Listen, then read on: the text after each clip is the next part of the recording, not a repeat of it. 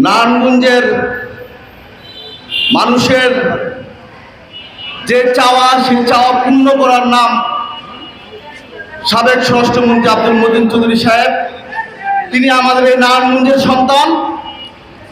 ওনার 14তম মৃত্যুবার্ষিকী উপলক্ষে নারায়ণগঞ্জ মহানগর বিএনপির নেতা, আমার নেতা, আমার অহংকার জনাব জাকির খানের পক্ষ থেকে আজকে যে দোয়া ও মিলাদের আয়োজন করা হয়েছে, উক্ত অনুষ্ঠানে আপনারা যারা অংশগ্রহণ করেছেন সকলকে আমার নেতা, আমার অহংকার জনাব জাকির খানের পক্ষ থেকে ধন্যবাদ ও শুভেচ্ছা। উপস্থিতি প্রিয় সংগ্রামী সাথী ও বন্ধুরা আমার, আপনারা জানেন দীর্ঘদিন একটি ফ্যাসিস্টের বিরুদ্ধে যুদ্ধ করে নারায়ণগঞ্জের আপামর জনসাধারণ নেতা, আমার নেতা, আমার অহংকার জনাব জাকির খানের ডাকে আমরা রাজপথে বাংলাদেশ জাতীয়তাবাদী দল বিএনপির প্রতিটা আন্দোলন সংগ্রামে আমরা রাজপথে কাজ করেছি।